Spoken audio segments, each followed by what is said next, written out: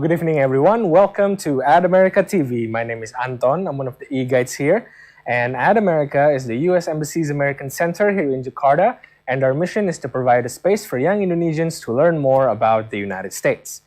And before we begin, for all of our audience who are joining through Zoom tonight, there are a couple of features that I would like to walk you guys through. You can use the chat box to ask questions and also interact with each other and also our speakers tonight. Just be sure to use this feature wisely.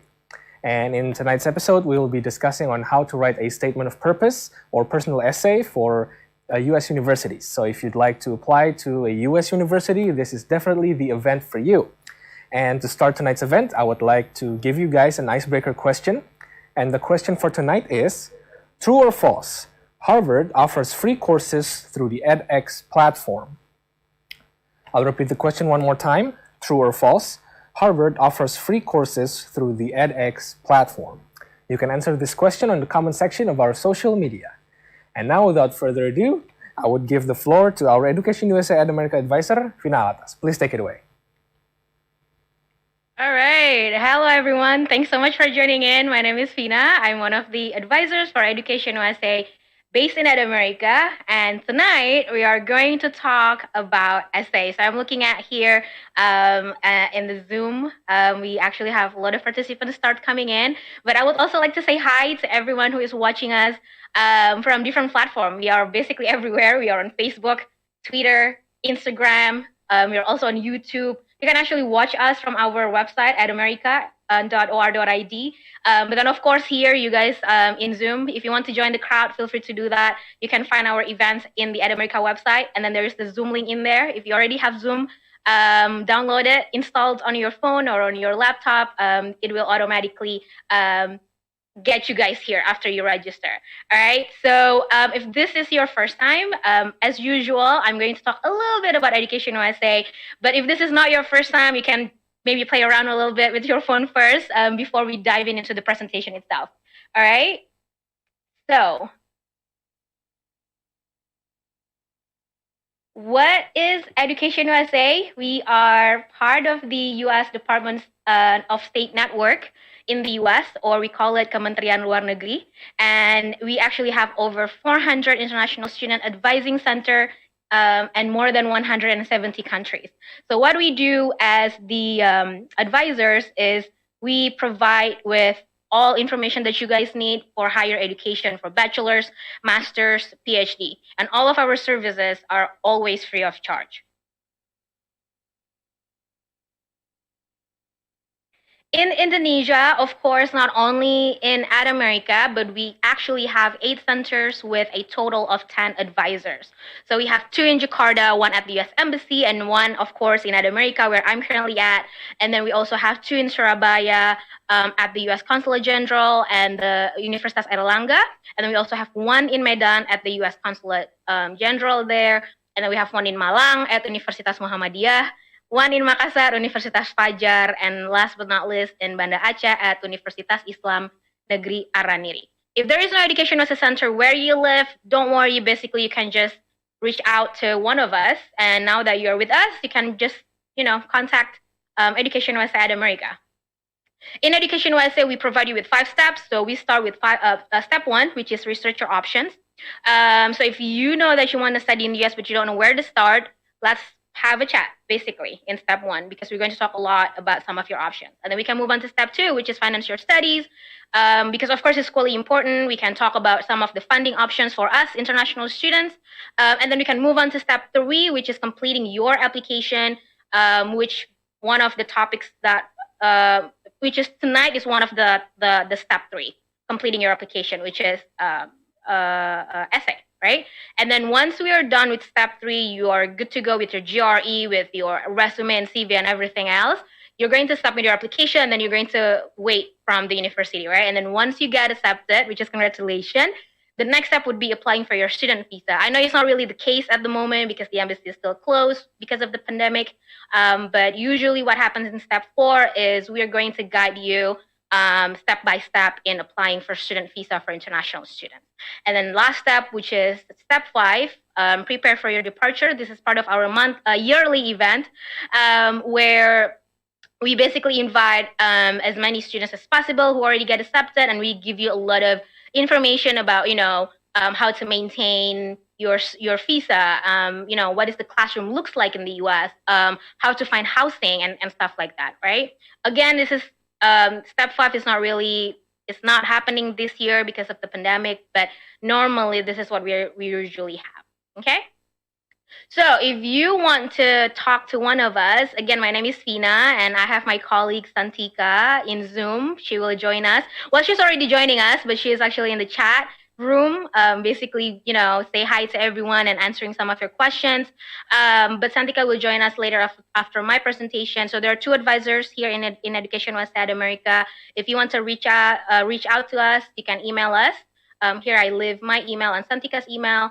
But if you want to do an advising with us, the good news is that we always open every day from 1 until 9.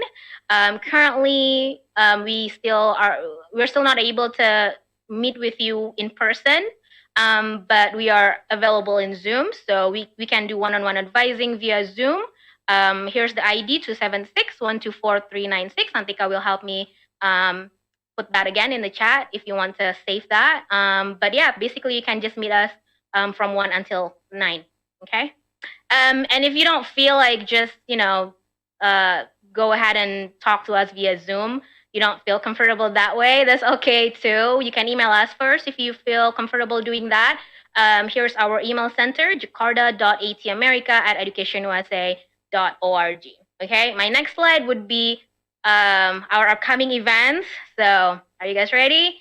This Saturday, very excited, the last session of the introduction to IELTS.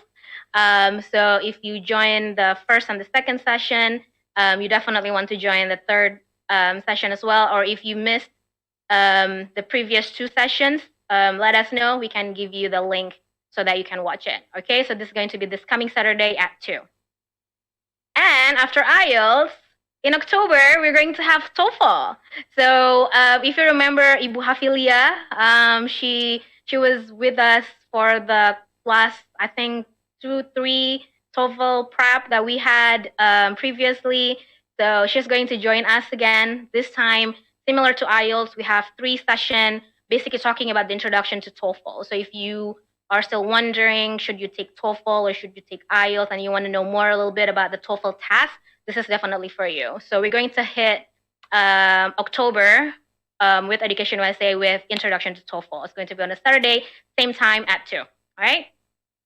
And this is part of our monthly events. I basically just gave this presentation last week, and October is on the corner. So we're going to have this again. Similar to what we're going to have tonight, this is part of our monthly event. So if you missed the session about CV and you want to basically just watch it live, you can definitely watch this one. It's going to be on Thursday, October 8th at 6:30 until 8. Okay? You can definitely check our upcoming events on EdAmerica's website, and then you can register via Zoom there already.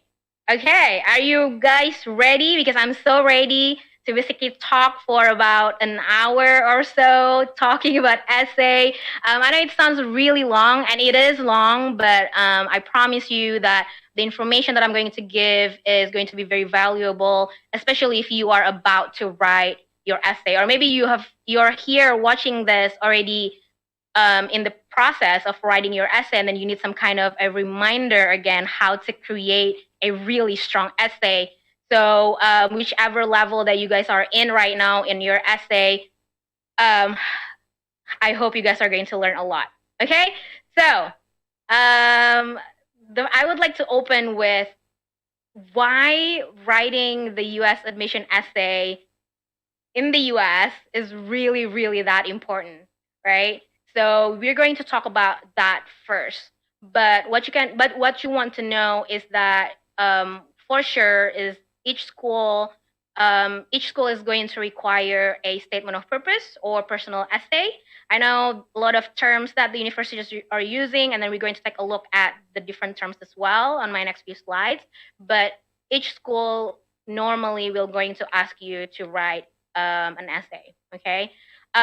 You want to check if any of the prompts or the questions from each school. So for example, if you're applying for 4 to 5 schools, you want to definitely check each prompt of that school, because most likely they will ask the same question or they will overlap, which is it's often the case. Okay, when that is the case, you can actually just create one essay for all these campuses instead of applying to 4 universities and writing 4 different essays. Okay, oftentimes when you first read the question from each school, you will somewhat think that it asks different question, but then if you actually read it again and again and again, they're actually asking the same thing. And by you guys watching this session tonight, you will understand why. Okay, or if you don't feel like confident, or maybe you don't know if the questions being asked are actually the same, of course, let us know. Okay. So let's take a look at all these terms, right? Fina, I saw this universities and they use personal essay, they call it personal statement, statement of purpose. One school use motivation statement, or how about motivation letter? Are they all the same essay? So let's take a look at it, right? So statement of purpose is what we're going to use a lot tonight, because this is like the very general term if you want to study master's or PhD. So I don't know if there's any of you here still in high school, maybe you can shout out to us if you are. But statement of purpose is not the term for bachelor's degree, untuk S1, right? Usually they call it personal essay. Okay, but what is statement of purpose really? It's basically just like what it's called. It's about you making a statement about your purpose. As simple as that. That's why they call it a statement of purpose, right? You talk about your purpose of applying to graduate schools, your purpose, your academic and professional goals. And then we have personal statement or personal essay. It's pretty similar to what it's called as well. It's about you making a statement or essay about your personal story. However, if the university, this is for you guys if you want to study master's, right? If the universities only ask you personal statement and that's like the only essay that they are asking, most likely it is actually a statement of purpose, not your personal essay. I know it can be a bit confusing. Again, that's why we are here. So you can definitely, consult to us if you want to know more about this, right? But again, this is something that's why you guys are here, right? Motivation letter, basically, it's not a term if you want to study in the US. So you have no idea how many of my advisees or Santika's advisees that came to us and then they are asking, hey, Fina, would you please take a look at my motivation letter? So motivation letter is actually it's an essay, but it's a term used in the European countries. So if you come to me and you ask me to take a look at your motivation letter, I need to make sure that I'm not looking at your essay that you can use for other countries outside the US, okay? So what makes the US admission essay really important and really different to the point that I would go make this event every single month? So writing the US admission essay, it's very challenging, that's for sure. That's why I have this every month, because it is not as simple as writing about yourself, not as simple as writing about your autobiography. This is why I'm here every month to give this presentation to you guys, because a lot of us think that, oh yeah, no, I don't really worry about essay. I'm worried more about my GRE. I'm worried more about my letters of recommendation. I am worried more about my GPA. I don't worry about essay. I can work on it probably just like a couple of days before the deadline. Technically, you can do that if you are not applying to US universities. Like really, if you are applying to like outside the US, you can technically do that, because the essays from other countries outside the US is mostly about yourself, mostly about your autobiography. So tonight, I'm telling you, it is not the case if you want to apply to US university, not the case. And you do not want to write your essay just a couple of days before the deadline, okay? Because you are writing a story about what sets you apart from the other applicants. and very clearly state your goals. I know at this point you're probably like, that sounds okay. That sounds easy, I think. All right. So let me tell you a little bit more about it. Okay. The U.S. admission essay is viewed. The U.S. admissions committee, they really viewed essay as something personal, and that they really, really read it. They really read your essay. They really want to know you on a personal level. Okay. They want to get to know you beyond the professional and academic achievements listed in other documents that you're going to submit, right? So that means they do not want to take a look on your essay anything about your working experience, about where you graduated, because they can actually see that on the other documents, which is what? Exactly, you guessed it right, probably resume or CV, right? They don't want to see that showing off your GPA on your essay. Why? Because they can take a look at it at your transcript, right? So essay is where you would actually put a whole new content that the admissions committee wouldn't be able to read anywhere else on your document. Does that sound hard already? The essay is actually the only document apart from all this, like your transcript, your GRE or your GMAT, or SAT for high school, or ACT also for high school, where you can do that, where you can actually tell the story about why you want to do this, about your purpose. Basically, just remember about statement of purpose, right? Just remember that term, and that is the only document where you can do that. Think about it, right? On your resume, will the admissions committee able to know why you want to take, I don't know, maybe law or computer science or electrical engineering? Like, why do you want to do that in the future? No, right? So technically, you can only do that in your essay. So it is all about fit, because most applicants have good grades and scores. And the thing is, this is where we as Indonesians or Asian, or maybe not, maybe just Asian, probably like all over the world, where we think too much about our academic performance when it comes to higher education, right? So a lot of us think that as long as I get good grades back in college, as long as I get good grades on my standardized tests like my TOEFL, GRE, I'm pretty much good to go. It is not always the case when it comes to applying to US universities. You have no idea how many advices that I have in the past with, top-notch GPA, like almost 4.0 GPA, but then at the end, they still don't get accepted, right? What's up with that? It sounds really weird, but it is the case when it comes to applying to US universities, because the way they review the application is very holistic. So this is the term that you want to familiarize yourself with from now on, meaning that they're not just actually take a look at your academic achievements. For them, it's good if you get good grades, but it's not like everything. It doesn't mean that if you get like 4.0 or 3.9, they will automatically put you on a different pool of application, and we're going to accept this person because of the GPA. This is not the case when it comes to applying to US, right? They want to take a look at everything. They really value everything. They really weigh everything equally. A good essay or story will make a huge difference on your application. So think about if you have like good grades, and on top of those, you actually get great essay as well. That's basically what we want to do, right? However, even though you have an okay grade, but then you actually have like a really amazing, interesting story on your essay, that can definitely like balance your application as well. Okay. So now basically you have a better idea about like the essay in general, right? Now let's talk about the essay itself.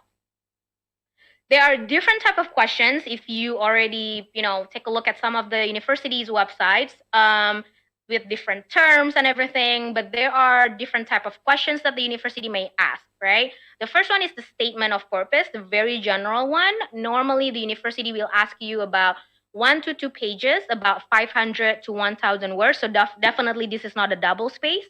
And they're asking basically about yourself, about your professional goals, why this specific program, and why do you choose the specific universities, right?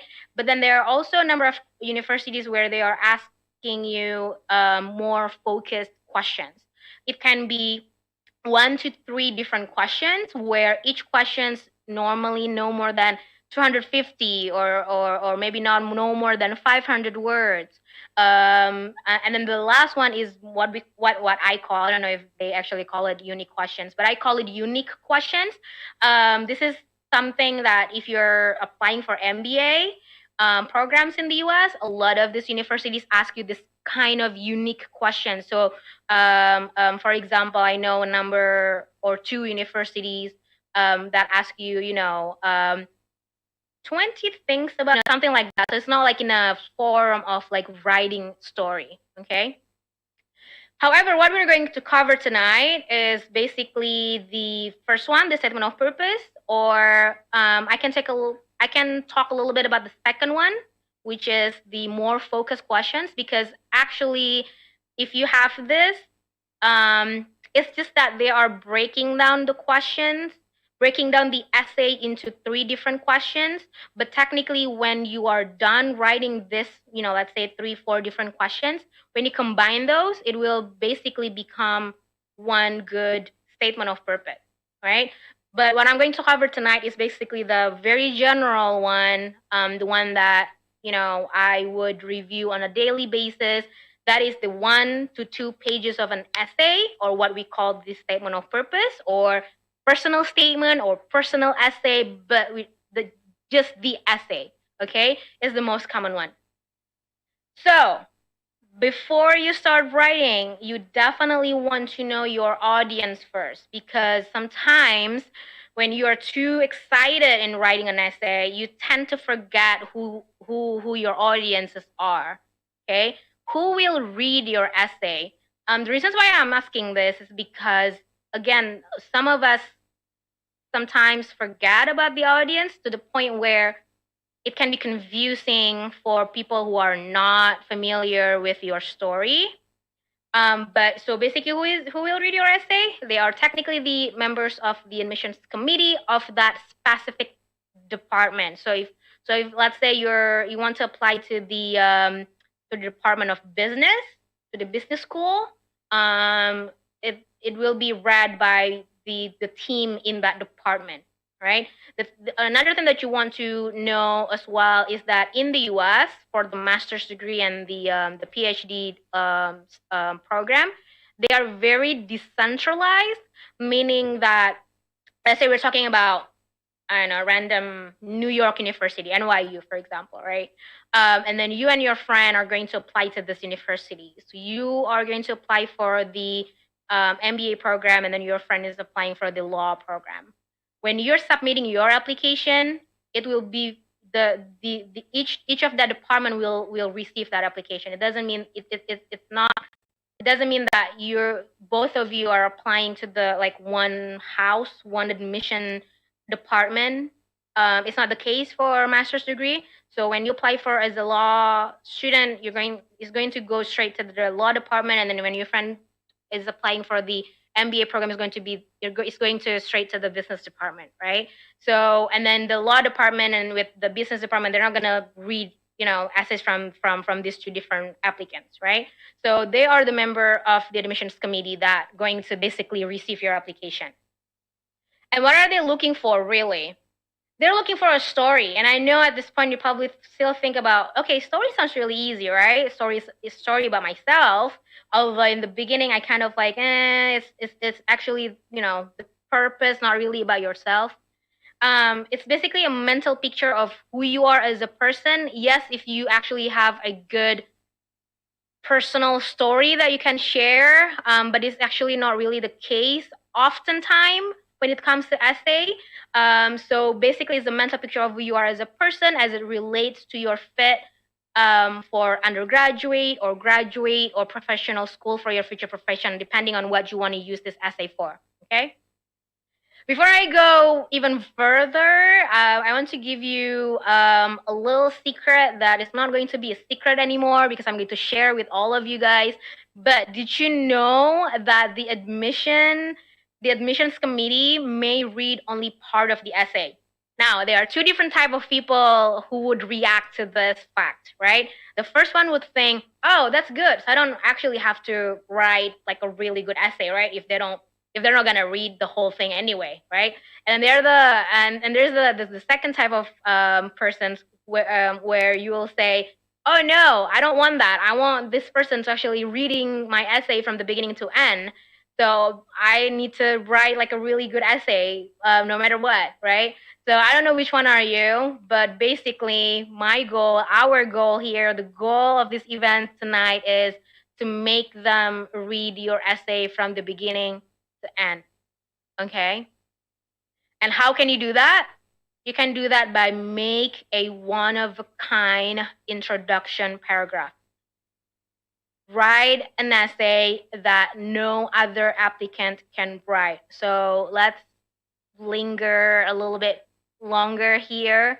Write an essay that no other applicant can write. So think about, let's say you want to apply for SIPA Colombia, right? The one program that a lot of people actually want to go to. Let's say in Indonesia, for one admission cycle, there are about 200 applicants wanting to apply for the same program, and you are one of them. Now, you need to think on how you can write an essay that no other 199 applicants from Indonesia can write in that essay. So now it's something to think about, okay? But the thing is here, you do not want to try so hard to be different or to be unique or anything like that. Just as long as you already know what you want to do, just be genuine and be original, and then you will definitely have the one-of-a-kind essay, okay?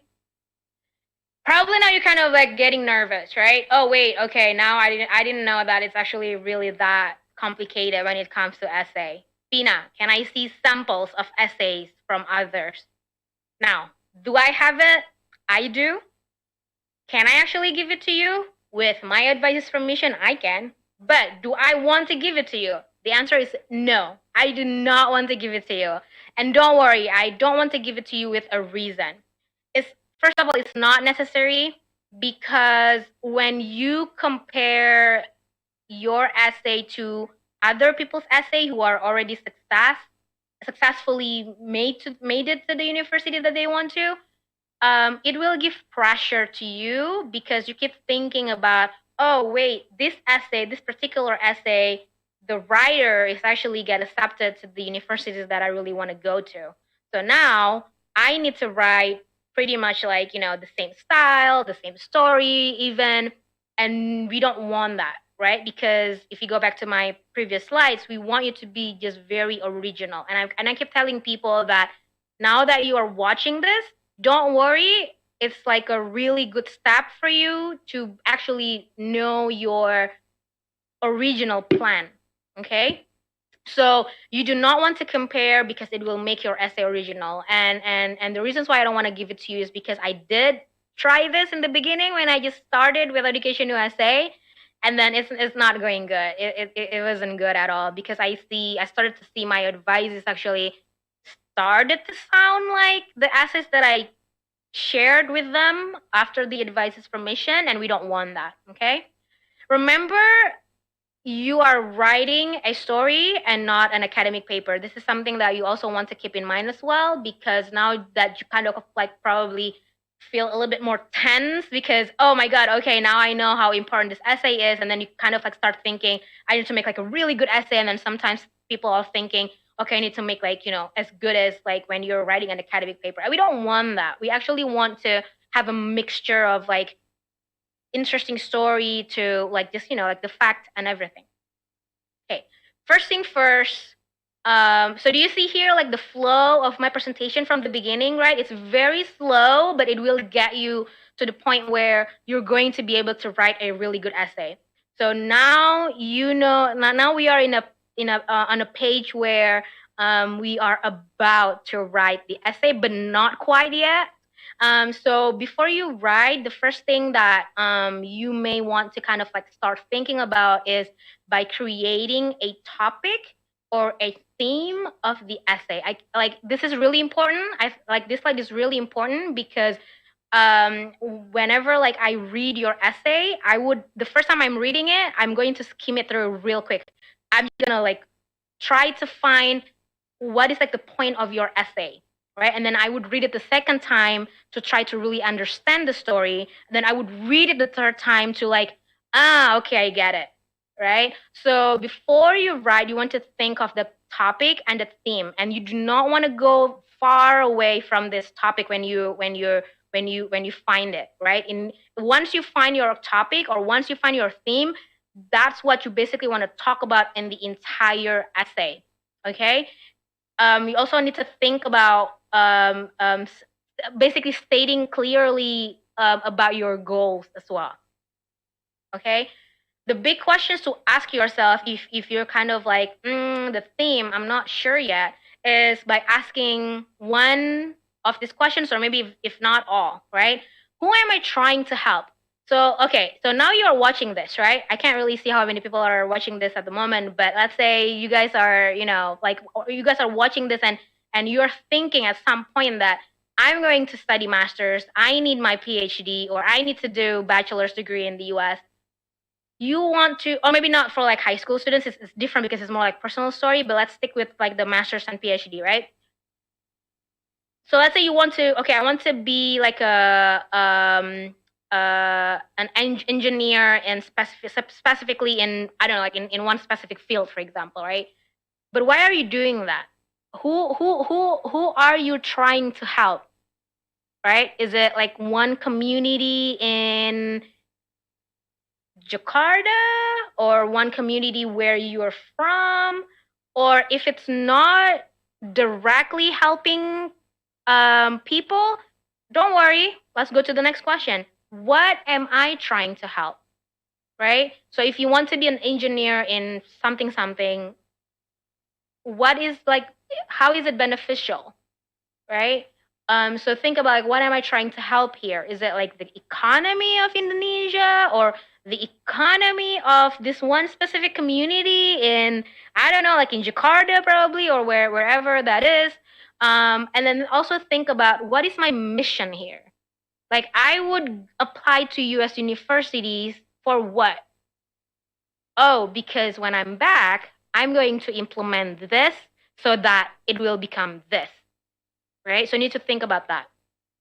That basically will be your topic, right? That will be basically your topic. So maybe you want to start thinking about it now, right? Okay, I want to study computer science because, or maybe I want to study data analyst, data analytic. There are so many like different terms, right? Why? For some reason, you're going to fix something, right? The larger the scale of the problem, and by the way, it doesn't always have to be a problem. It actually can become an idea as well. So maybe you're looking at one field where it's already going really well in Indonesia, right? Maybe, I don't know, maybe transportation. Like we have like our MRT now going really well, for example. And then you actually have this idea to make it even better. So then that's what you want to put in the essay. So it doesn't always have to be a problem. So the larger the scale of the problem or your idea that you would like to focus on in the future, aka your theme of your essay, the better, right? So like, how large am I talking about here? So it can be the whole country. I have one advisee would talk about like the whole ASEAN countries. That's fine as well, right? Oftentimes I would see it's going as large as like Indonesia. But then I also actually meet a lot of people who would focus on just like, one specific community, their hometown or something like that. Okay? Now, there are two ways of writing a memorable introduction paragraph. So probably let's assume that by now you already know, okay, this is going to be my topic, right? Now you actually start ready to basically write your introduction paragraph. There are two ways of doing that. The first one is by talking about a personal story about yourself that is related to that topic, something that makes you stand out and sets you apart from other applicants. Sounds familiar, right? Because I said that on my first few slides. You want to write an essay that makes you stand out and sets you apart from other applicants. If you want to do the personal story one, you want to make it, you want to tell a story that no other people can actually write, right? So, for example, if you have unusual experiences, or maybe you are a member of underrepresented population, right? Something different from, like, the majority of applicants. An example of that would be this one, right? The passing of my mother and grandmother from, this is the introduction paragraph. The passing of my mother and grandmother from breast cancer when I was 15 years old opened my eyes to a new perspective on life. I became intensely interested in scientific research with aspirations to better understand and possibly find a cure for cancer.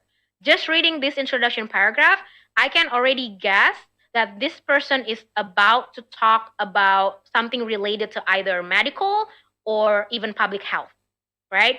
If this person is not writing about, is not going to that program, you shouldn't write this kind of introduction paragraph, right? Because even though it's personal, you will want to stick to the theme, all right? Now, it's not always the case where a lot of my advisees would do that with personal story, because it's only a number of people can do that. Only if you have that kind of unusual story to tell, right? A lot of my advisees is actually choosing the second option, which is where you can just dive into the problem or dive into the issue and idea that you would like to tackle, or you would like to fix, or you would like to start, whichever that you wanna, whichever your purpose is. Okay, so I'm going to give you a number of examples of memorable introduction paragraph. I take this from my advisees, some of my advisees introduction paragraph, just like a couple of sentences that they give me an okay to put it up here to share with you, just to give you a better idea of what I'm talking about when it comes to writing a memorable introduction paragraph, right? So let's read it together. This is the first one, talking about basically like Indonesia's economic, I think, yeah? So Indonesia, an emerging economy country, is predicted to be one of the top 5 largest economies in the world by 2050, according to PwC report. Let's stop there, okay? Don't read the whole thing first. It sounds really good, right? It sounds like a really positive news, a really positive information, right? And then the next one, this person goes, Indonesia also shows success in cutting the poverty rate of its total population to an amount of under 10%. Another good information. And then this person is just like dropping the bomb, right? However, the World Bank claims that socioeconomic inequality in Indonesia is widening, eventuating in the situation where the result of its economic growth has only been enjoyed by the richest 20% of its society. That's a problem. And that's basically what this person is going to focus on. There is this 1-2 facts, good facts, but then, however, so it's kind of like a roller coaster, the way I like to tell my advisees when you come to write an essay. You will want to argue a lot in your essay if there is something to argue, or maybe that is your essay, right? Because what I see a lot from my advisees is basically you want to do masters because you want to fix something, that there is something that you want to like make a change on, right? The next one, my favorite. As one of Indonesia's founding fathers, Muhammad Hatta, had once said, Indonesia will not shine because of the torch in Jakarta, which is capital city, but Indonesia will glow because of the candles in the village. I think it's a really beautiful quote. The thing is, now that you're actually seeing a quote here, you probably think, oh, okay, I'm going to just take my favorite quote and put it in the essay. No. Don't do that. Putting quotation is very cliche. If I see one, I would definitely give an X mark. I would say, nope, we don't need that. We can change it to a much, much better sentence, right? However, if you can actually find like a quotation as beautiful as this, because a lot of us tend to put like quotation, the cliche one, it is good. It is really, don't get me wrong, it is a really good quotation, but it is a quotation where almost everyone at some point in their life have heard about. But in this case, how many people do you think would know about this quotation? I didn't know when I first read it, and I just think this is really beautiful, right? And then when I read it, I would think about, oh, this person must think about either like village, or, and then like the next sentence is the person is talking about like farms. So I can kind of like guess already what the person is about to study.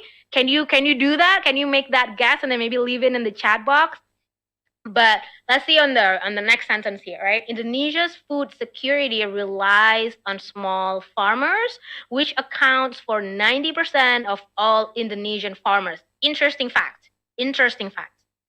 Unlike US farmers, though, who averagely owns 169 hectares per farmers, Indonesian farmers only hold less than 1 hectares averagely.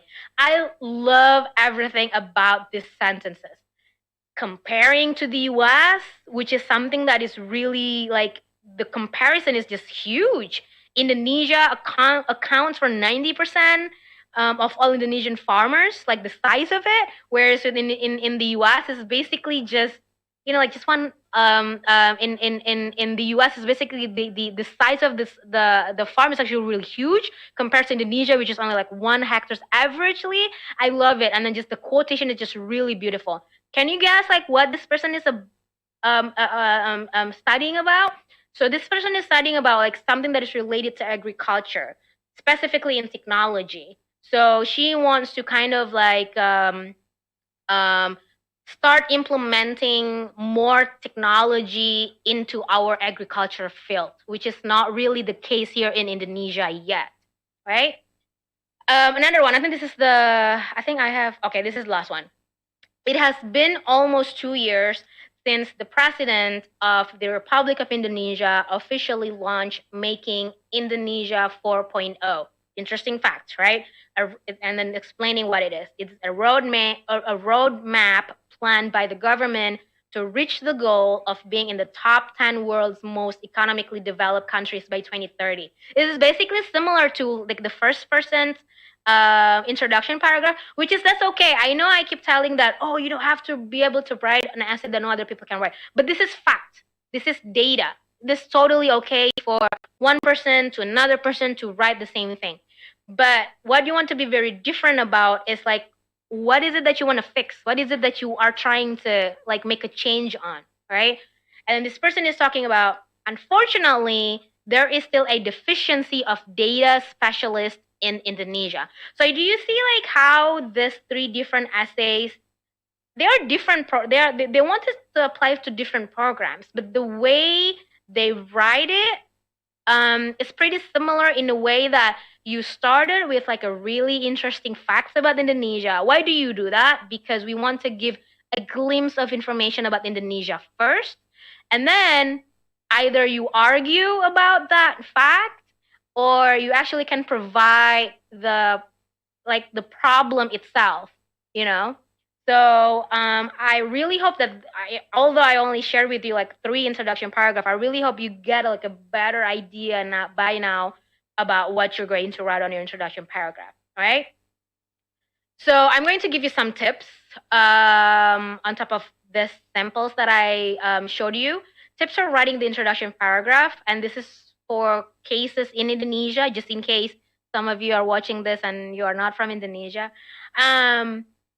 The first thing is you want to assume the reader knows nothing about the topic that you write about in the essay, right? So like when we see those introduction examples, we are giving introduction about like the country, right? We are going to assume that whoever the admissions committee will read this, they will not know anything about Indonesia.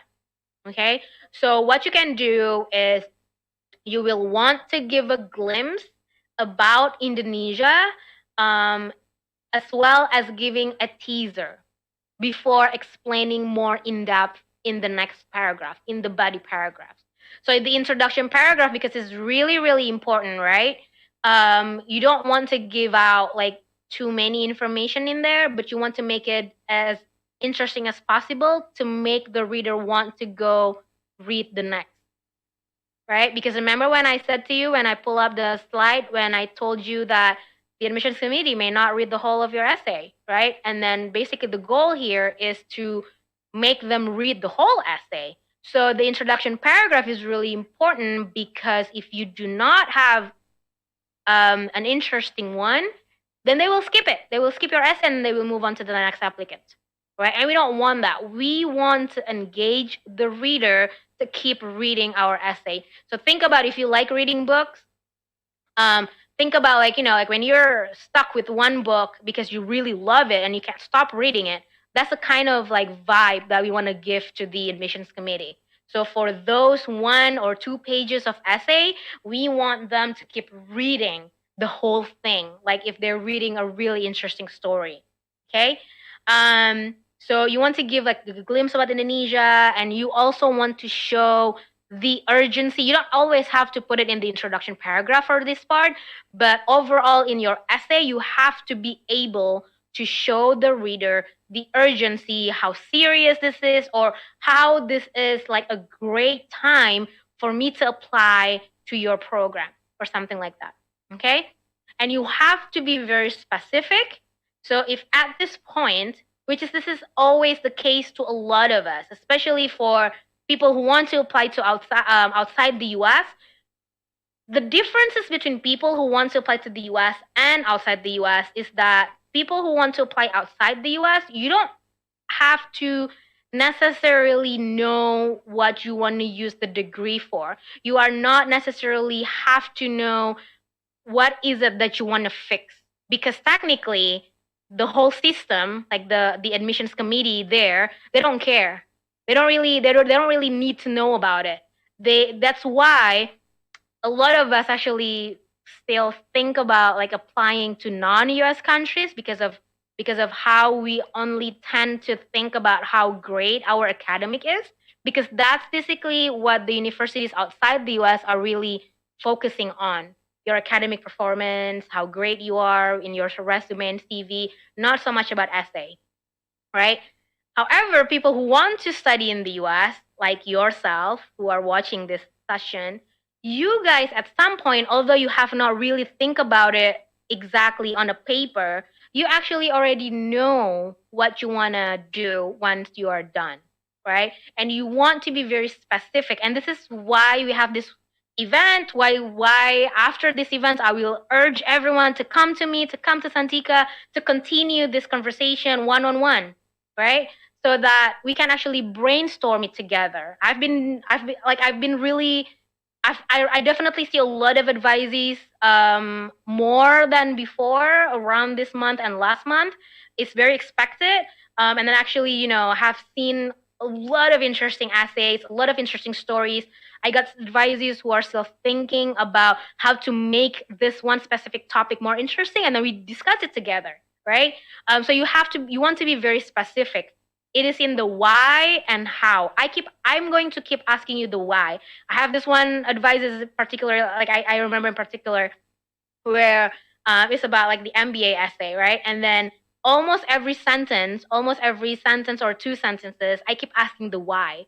And then he found it really interesting, because he started to realize that, why do you keep asking the why? But then at the same time, I realized that I actually don't explain it. I don't explain the why. I just say it. Like I just say the statement, but then that's it. And then I said to him, exactly, we need the why. So after you make a statement, you need to keep asking the why, and you need to elaborate, right? So you do not want to just like say something that is in the surface. And this is something that I see a lot from my advisees. Good essays for sure, but then it's not very deep. It's just like on the surface, like a teaser almost. Like I told the advisees that we need more, right? So you don't want to just basically say that I would like to help the economy of Indonesia, right? Or like, the last sample of the introduction paragraph when the person is saying that, however, or unfortunately, in Indonesia, we want to have like, Indonesia 4.0, but then we actually need more data specialists, right? That's like on the surface. But then he put that on a introduction paragraph as a teaser, and then on the body paragraphs he elaborate on, because I keep asking him why do we see a small number of data specialists in Indonesia? Like, what is the case? Why that is the case? How come it's different than other countries when they actually have a lot of data specialists? And then he needs to kind of like think about like digging in more information about the cause. And then he found it that when it comes to like higher education, we don't really have that many classes in Indonesia covering, or many programs or many majors covering the specific field. And that's why we actually see like small number of data specialists, while at the same time the government actually want to move forward to the Indonesia 4.0. So there's a problem there, right? So you want to be very specific. So you don't want to just basically say that I would like to have the economy of Indonesia, but how but why? Why do you want to fix the economy of Indonesia? Why, of all people, you want to fix the economy of Indonesia, and how exactly you're going to do that? Okay. Another tip that I like to share with my advisees is it's always interesting when you can actually compare Indonesia's situation or Indonesia's case with other countries. It can be neighboring countries like Singapore or Malaysia or the Philippines or Thailand or what have you, including the US. Why not? Since you're going to study in the US. Because it's always interesting when it comes to Indonesia and the US, right? In the US being the third largest countries in the world, and Indonesia comes next. And I actually like to tell people to actually put that fact in the essay as well. A lot of people know that China, India, US always like the first three, largest countries in the world, but I feel like there are not a lot of people out there know that Indonesia actually comes four on the list, right? So there are actually a lot of similarities between Indonesia and the US, like we are one of the largest democracy countries, or maybe in terms of like the government system is also maybe the same, or whatever, right? And it doesn't always have to talk about like the similarities, but if you want to talk about the differences as well, then that's fine too. Okay. At this point, remember, the goal is to wow the reader, because we want to keep the reader to keep reading the essay until the end, right? And make them keep reading the next paragraphs and the next and the next and the next. Okay? So it makes the last sentence of your first paragraph very important, because that's almost like the part when the admissions committee decide whether or not I want to keep reading, right? So the ending of your first paragraph story has to be very interesting. It can be like super cliffhanger, right? To make them like, what is this am I reading? And I want to keep reading this. Or anything that you believe that the admissions committee will want to read it. The good news is, when I'm reading your essay, I will put myself as like in two modes. One, as an Indonesian, so that I probably will know a little bit about what you're trying to say, and then the other one as someone who has never heard about Indonesia before. So I will give you this kind of feedback from two different angles. Okay.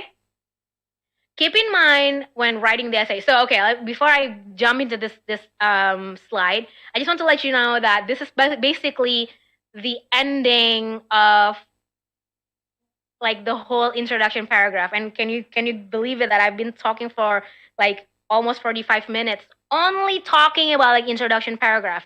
This is to tell you guys how important the introduction paragraph is, and then I'm telling you guys that once you master the introduction paragraph, just like an introduction paragraph, it's probably like just 10-15 lines, but very, very important.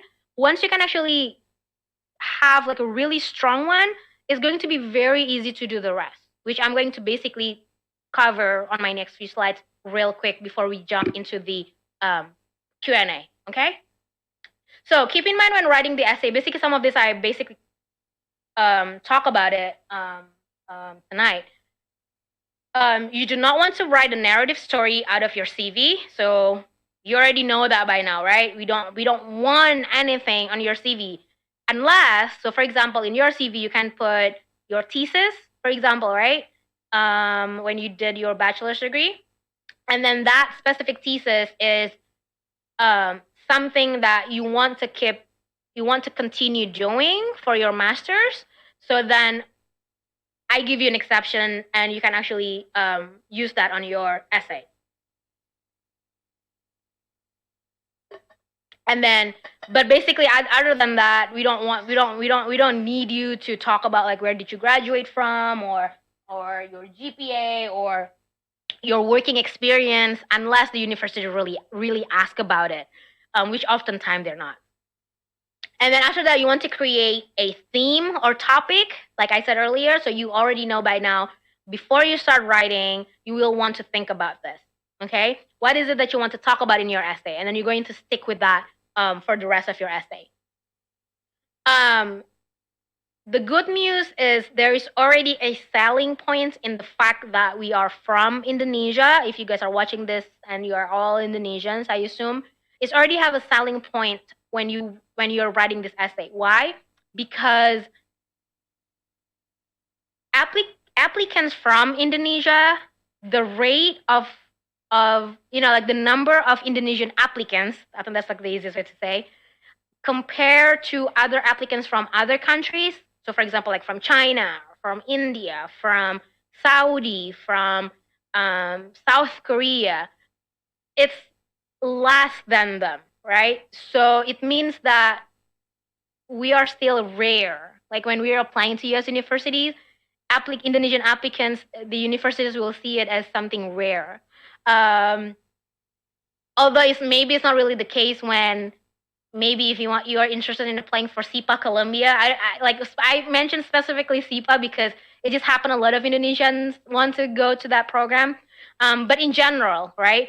Indonesia is actually not yet the country, which is basically this kind of like my goal here, or EducationUSA's goal, is we are not yet the country where we have so many applicants applying to US.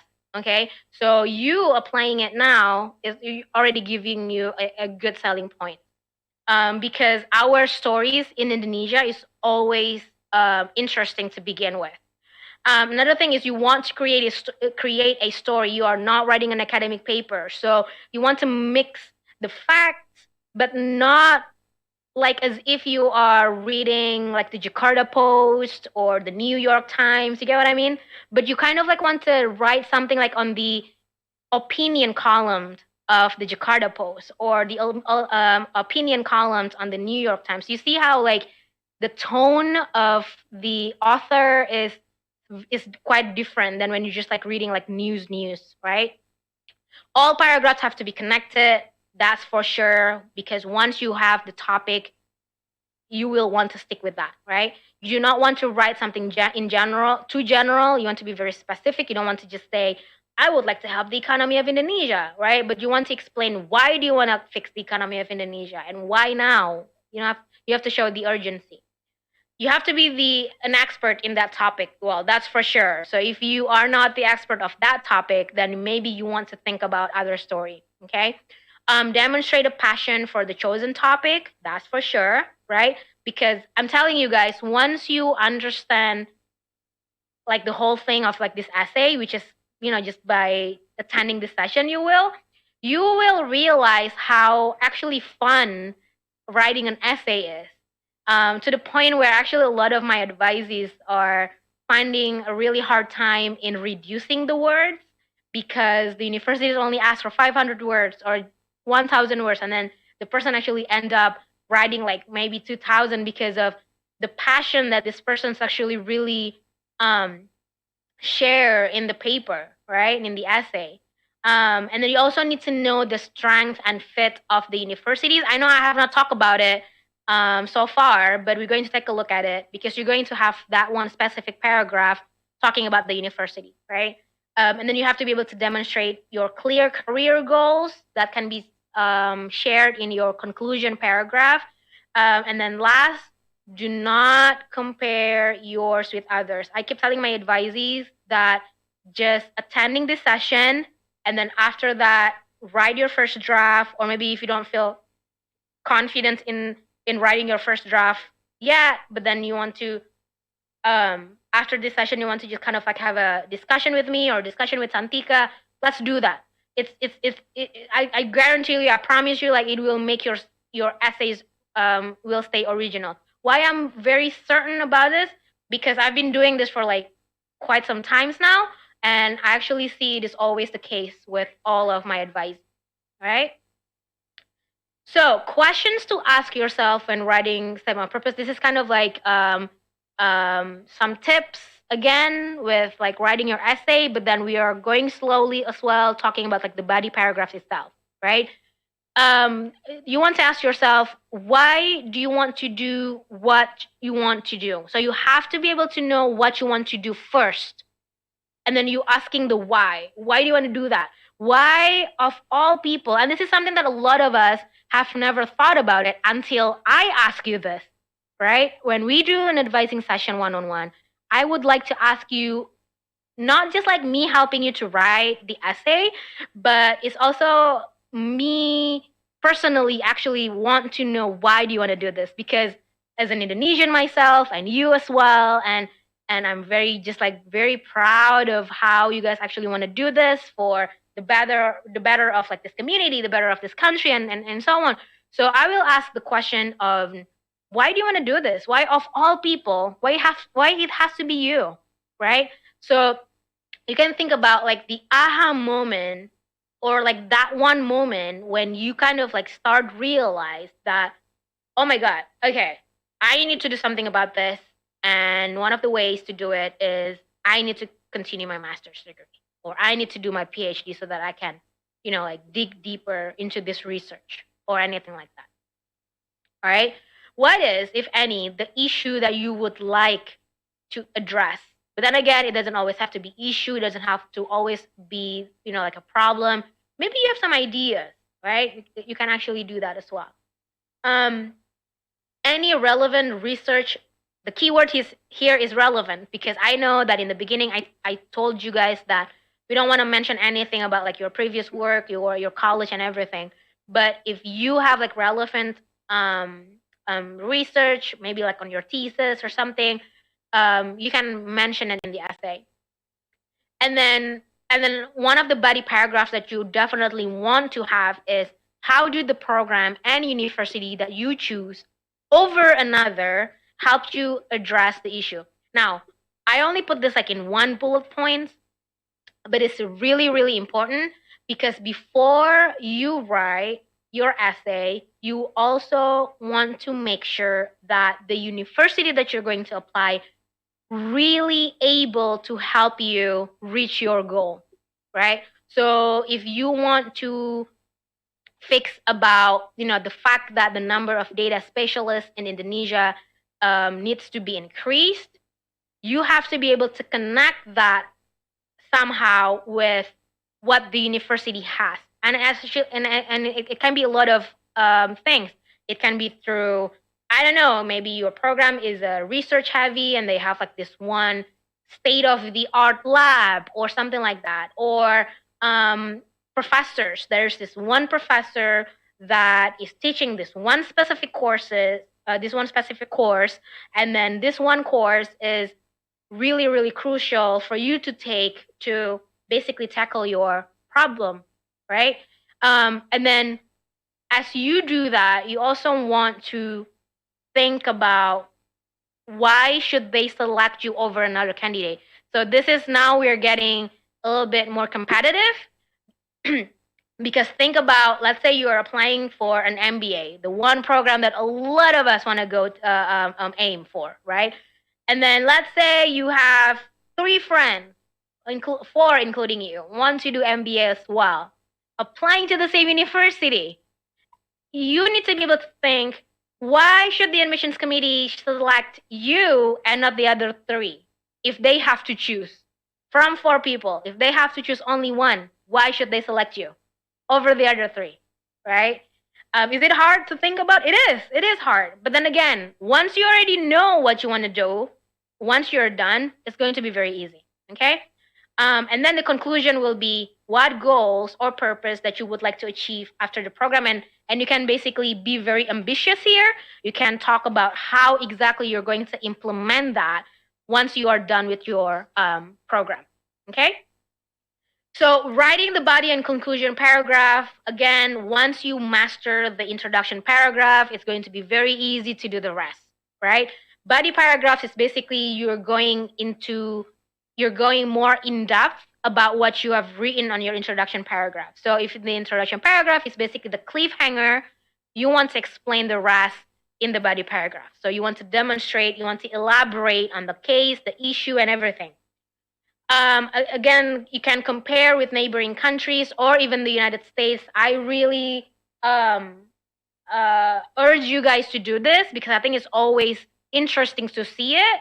And then once you're done with that body paragraphs, the next one, which is, well, like I said earlier, you will want to have one specific paragraph, one particular paragraph talking about the university. So it's kind of like you start with a cliffhanger, with a teaser introduction paragraph, and then you're talking about like the more in depth about elaborating about that situation, why it is the case, where is the government in this? This is something that I also like to ask my advisees. Okay, so you want to fix this. Where is the government in this? Do they actually see this as a problem? Why do I bring in the government? Because that will show how big, how crucial this problem is, right? And then once you're doing all that, you're basically going to the next paragraph, which is saying, so now, for me to fix this problem that I just told you on my previous paragraphs, I need to study in your campus because your campus has this and this and that and that. And it's not about, oh, because your university is #1 in the US and you are located in an amazing location. No, too cliche, too boring. I don't want any of that. Or maybe some people like, oh, because your university is one of the most diverse university. Yeah, we can actually have that, but I would say that's kind of like the very last options. But what I mean by talking about the specific universities is very detailed talking about that program. And usually the easiest one is to mention course. That's why before you write your story, you have to be able to connect that because US universities, they are not commercial, meaning that they are not just accepting you just because you get good grades, just because you get good essay. But if they think when they read your essay, they think that you are actually applying to the wrong program because they don't actually have the programs that you are looking for, they can reject you. You know, unfortunately, they can reject you because they don't want to accept you just because, right? And we don't want any of that. So we want to be able to also convince them that, look, I really want to go to your universities because I have done my research and I'm pretty sure your university is the only one that can help me fix this problem because you have this and that, this and that. All right? This and that are those that you will want to do your research on before you start writing. So again, you can mention professors who inspired you. I actually have a number of my advisees when I asked them, you know, why this specific university, right? And then they said, oh, yeah, because there's this one professor that I really admired because this one specific professor had done research about Indonesia and about something that I also want to continue working on. So when I actually meet with that kind of advisees, I'm very excited because then that's it. That's kind of like the other selling points that we can actually put in the essay. Okay, so you can include their names, or even better, if you still have a lot of times before the deadlines, contact the professors, introduce yourself, right? Make yourself known to that professors. And I know, like, we don't need to expect a lot of things when contacting them because they might be busy, they might not answer you, but just give it a try. If the professor doesn't reply or the professor replied but just like very straight point, just like, nothing, like he or she doesn't show like any interest or anything like that, don't worry about it, right? But at least we tried.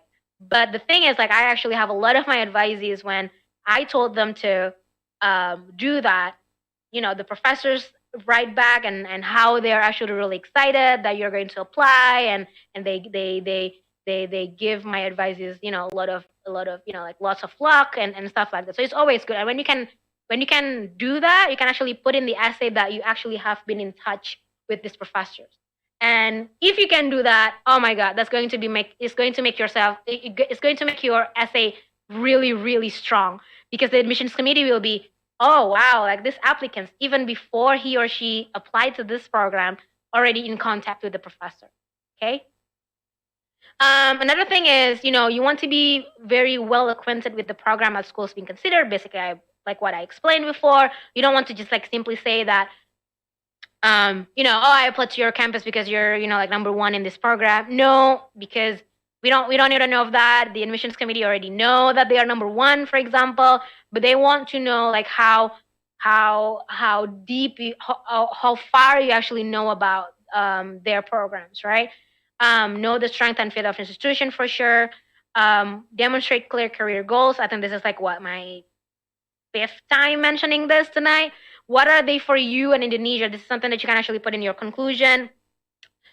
Refer to specific aspects of the program that matches your interest. What attracts you to the program? I mean, these are just basically stuff that, again, once you already know like the topic or the team, who are you trying to help or what are you trying to help, and everything. Doing all this is really, fairly easy, right?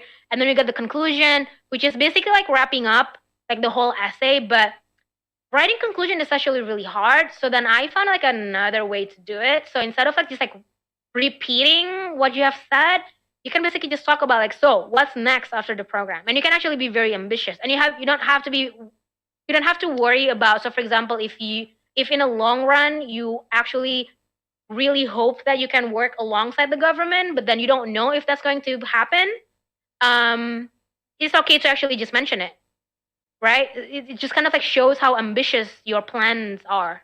Okay. Let's see. So what makes your statement of purpose great? I think we are almost at the end here because I see a lot of bulleted points. But basically, again, you want to be very clear in your essay. You don't want to assume that your reader understands everything. Let's assume that the reader will not know anything about our situation here in Indonesia. You want to be very concise. It means you want to use your words economically, especially if you have, if the universities are asking for 250 words or 500 words, which I really, really always like, why is this the case? Because it's actually really hard to write 500 words, right? But then don't worry with this, like using words economically, I can easily spot that. So when we do like one-on-one advising, I will do a lot of like, you don't need this, you don't need this. Or basically you're just repeating what you just said a couple of sentences ago. No, we don't need that. So we just want to, we want to make sure that every sentence that you put on the essay is all on point and important and new information, okay? It has to be very well written. Well, I think that's already obvious. You want to be very organized, meaning that you want to answer every questions that they ask, although oftentimes basically they are asking for the structure that I shared with you tonight, with like that introduction, and then, like with the body paragraphs when you're going into details, talking about the problem, the situation, the idea, and then one paragraph one paragraph talking about like the universities, and then the conclusion. Okay, sets you apart from other applicants. I think this is like, I don't know how many times I mentioned this. You already know that by now. It has to speak to your audience, because oftentimes our essay tends to speak to ourselves or tend to speak to fellow Indonesian, right? So you have to remember who is going to read this essay. You have to be able to establish your voice by be the expert, okay? And then of course, you want to be honest. I don't want you to, like at this point, probably you still But then again, I don't think this is like always the case, because I see and this is why I love reading essays. Why I love my job, because almost countless advices that I've worked with in the past, is just amazing that what you guys are doing. I have not seen, probably just like in a year, probably just like one or two advisees who are just kind of like confused on what they want to do, why they want to do this. So to the point where they're just not honest in their essay, they just want to get rid of it, just want to get over with, not get rid of it, so that they can get accepted. But yeah, just be honest. Just tell us what is it that you want to do. Okay. The do's. This is also very important, right? You want to give yourself plenty of time to write it. Hopefully by now, I don't know like how many slides that I have here, a lot for sure, but hopefully by now you understand how important the essay is and how you really need to work on it, far away from the deadline, way in advance. Okay. Be sure to answer all questions asked. You want to come up with a theme. You already know that by now. This is basically just repeating what I covered tonight, right? Begin with an attention-grabbing lit or an introduction paragraph or something that no other applicants can write. It's a must. You want to be able to articulate a clear, realistic purpose in your body paragraphs, basically. You want to you can use concrete examples of life if you have, unusual experiences or something like that, or maybe even like academic or professional, something that is related to what you want to do in the future, right? You want to ignore negatives. I know that, like when I showed you the samples, right? I talked about you have to be able to argue a lot. You have to, I think the one word that I have not used tonight is irony.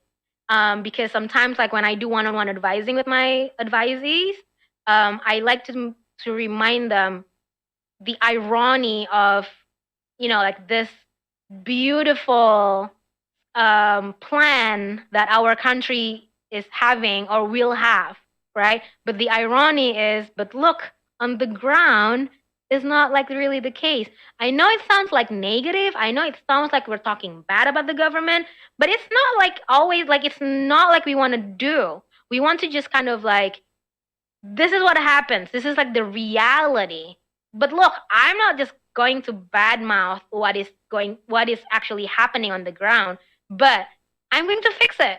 That's why I need to like elaborate on why, like you have to elaborate the urgency. You have to show to the readers, right? So yeah, ignore negatives and focus on your strength. You want to form conclusion that explain the value and meaning of your experience. Kind of, but then like the easiest way to think about like the conclusion is basically just the next few steps that you're going to do after you graduate. That's like the easiest one to think about, right? The don'ts. What are the don'ts? The first one is grammatical errors. It's like I have not talked about grammatical errors all night so far, but here it is. No grammatical errors on your essay, please. Okay? Get an English native speaker to check on the grammar. Unfortunately, maybe I should have like said this in the beginning on my next event, but actually, I don't know like if this come like as a surprise or anything like that. But I don't want you to think that when you review, like when you ask your essays to be reviewed by me or by Santika, that we are actually checking our grammars, because we do not do that. What we help you with is the structure of the essay.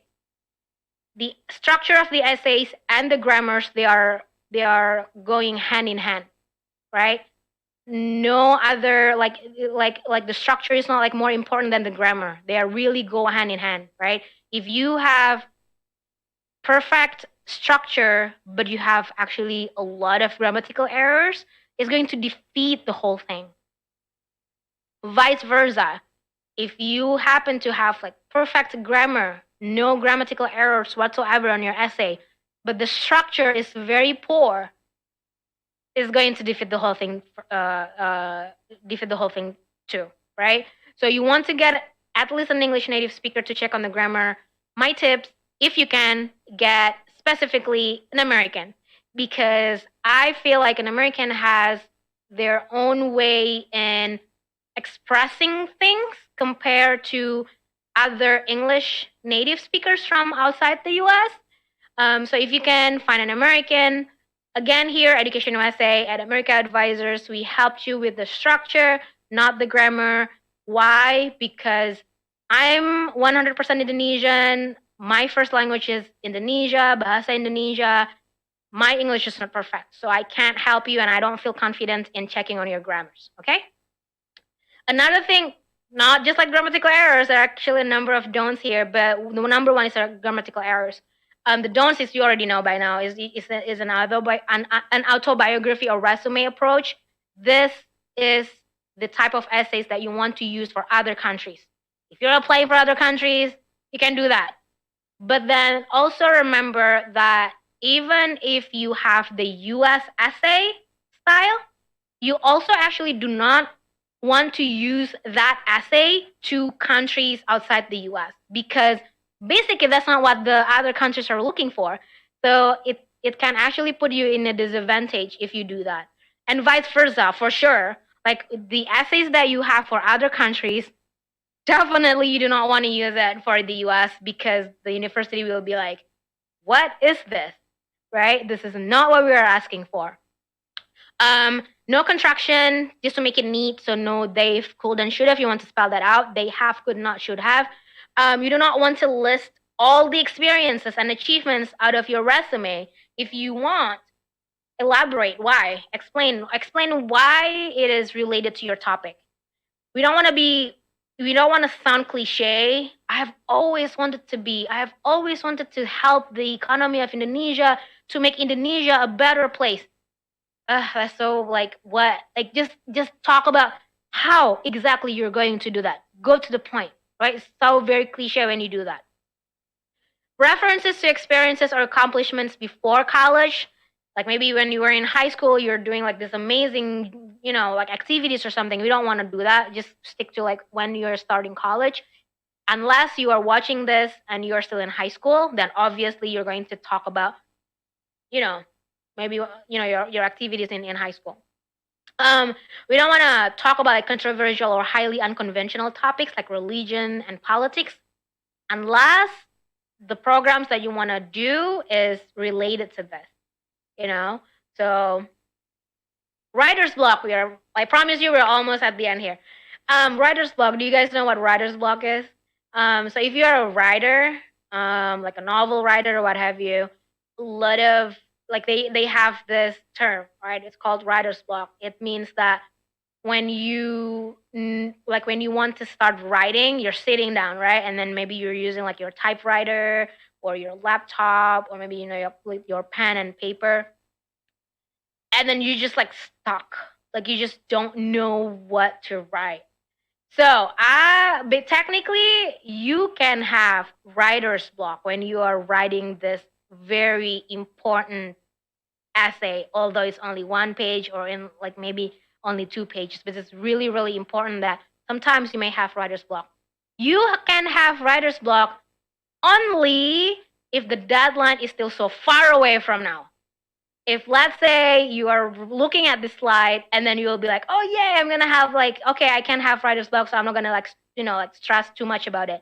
But then when I ask you when is the deadline, oh, November 1st. Forget about writer's block. You don't have writer's block. All right, you cannot have writer's block. But let's say you are here watching this, and then actually you are applying for fall 2022, where the deadline is actually still next year. Then you can have a lot of writer's block for sure, right? But when you actually have writer's block, here I give you some tips, really good tips, right? Writer's block when it comes to writing essays is also when you have a hard time writing it in English, right?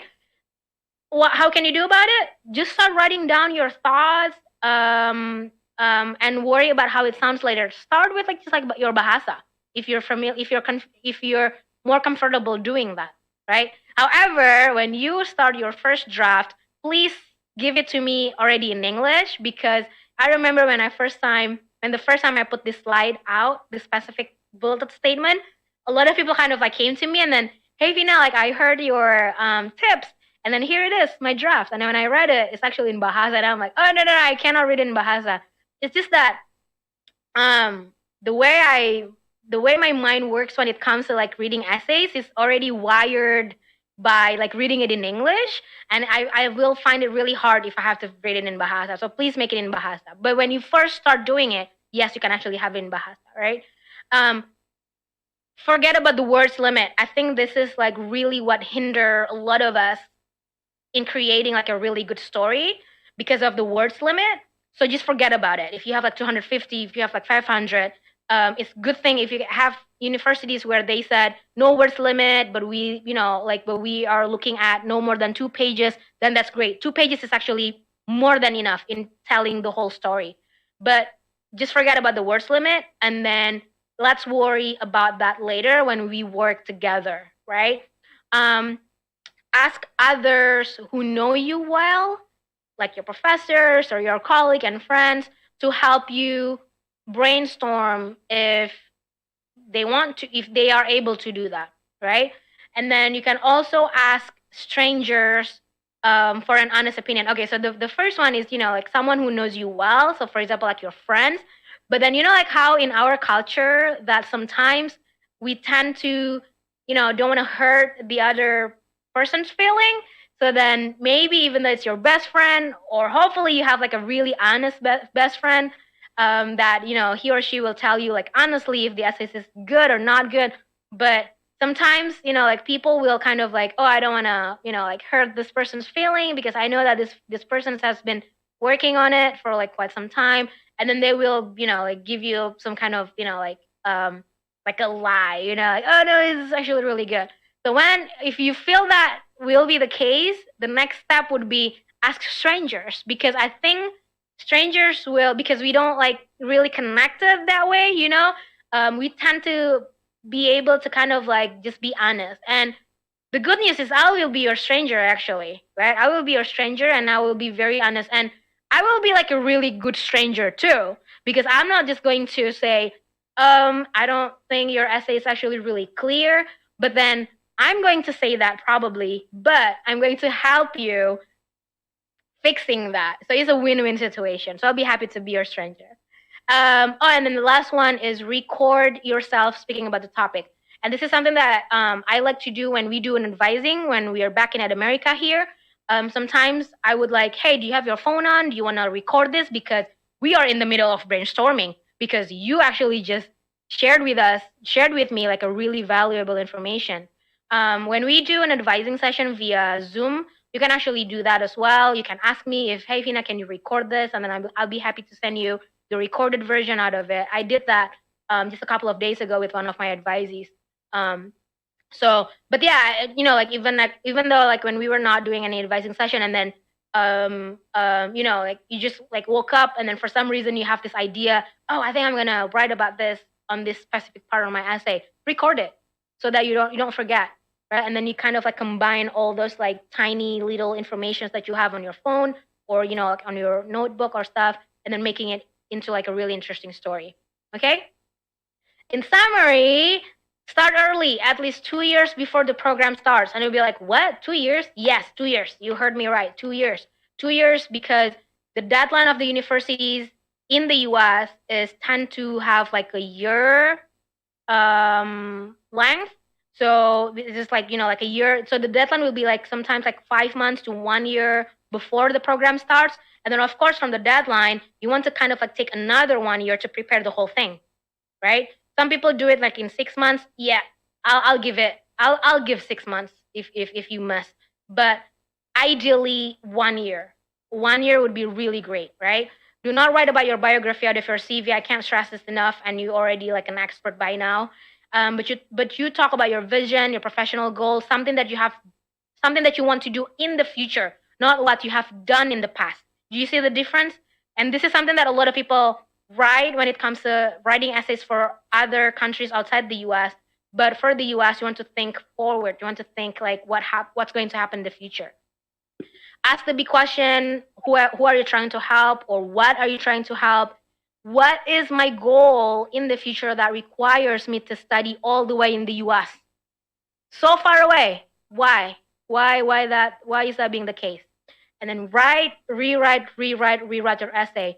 I don't know if I have my advices watching this, if you guys are watching this, please say hi. I want to know if you are here. But some of my advisors that I already started working on their essay for a couple of months now, a lot of them keep coming back, and then I keep giving an X, coming back again. I keep giving not quite there, but it's getting there. So to the point where you're kind of like, oh my god, like why, how to make it really good. But trust me, I'm not trying to give you a hard time, but I want you to actually have like a really, really, really, really good essay. So when I ask you to keep rewriting your essay, it's actually going to the right direction. Okay?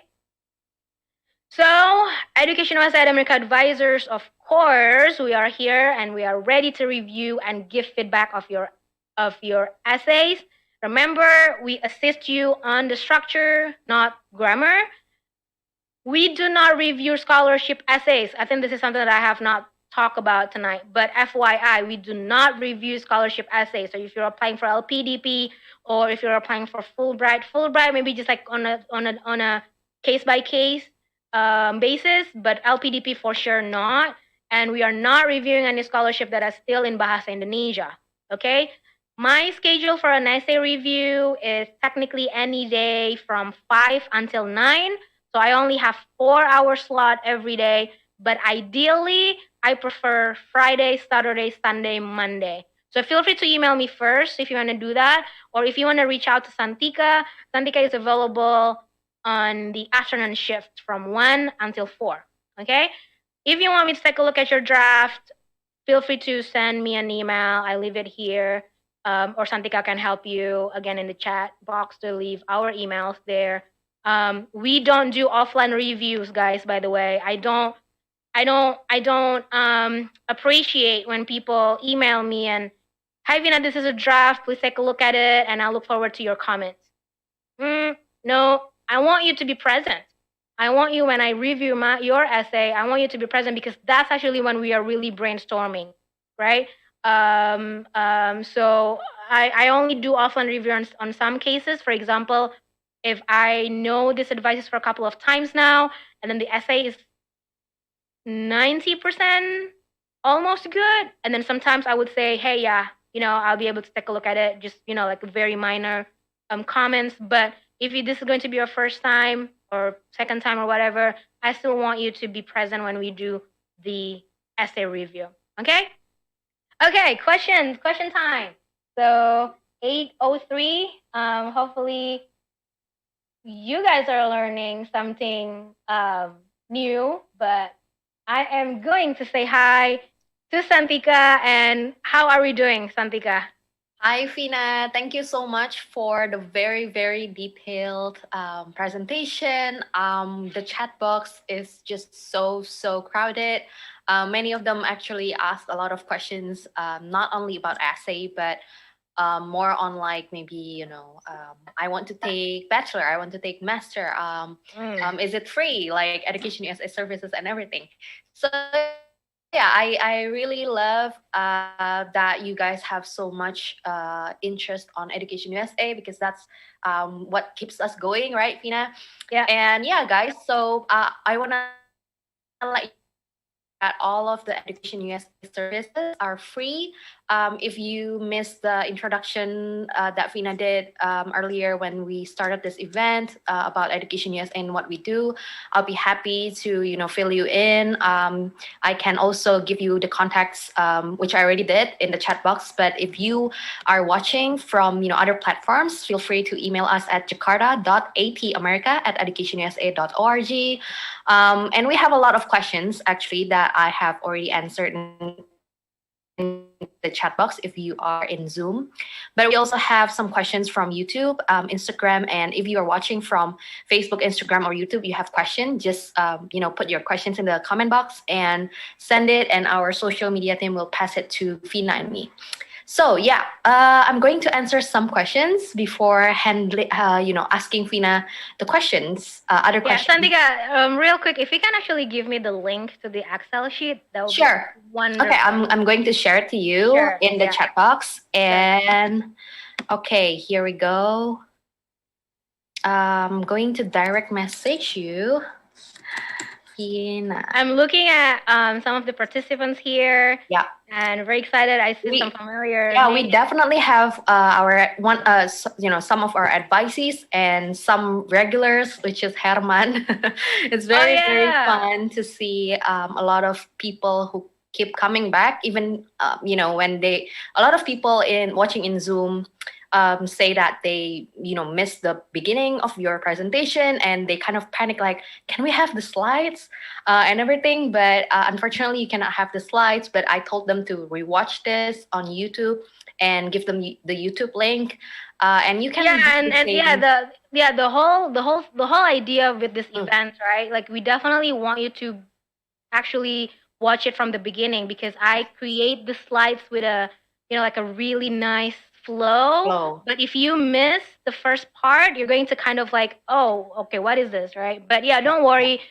Yeah, we can give you the link. Don't worry, you can rewatch it as many times as you want. And we have so many advisees who came back for the same session for more than one times or two times. Just to remember the points, right?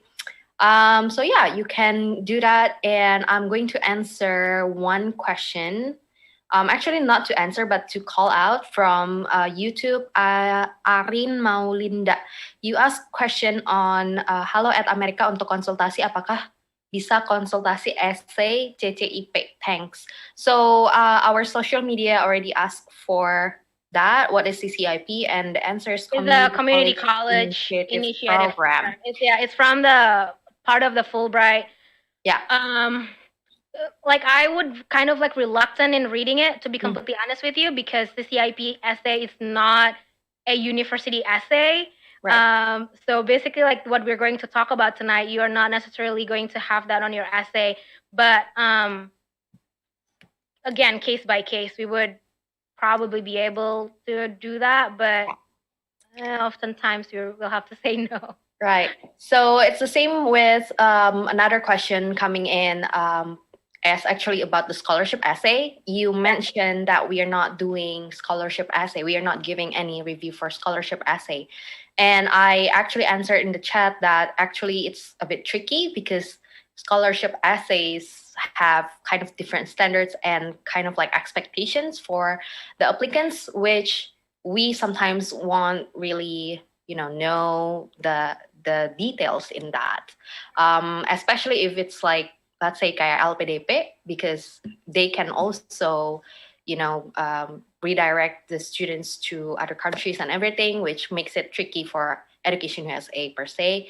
But yeah, Fulbright is we kind of know Fulbright a bit more, but then again, right, case by case. So yeah, I hope that answers Irene.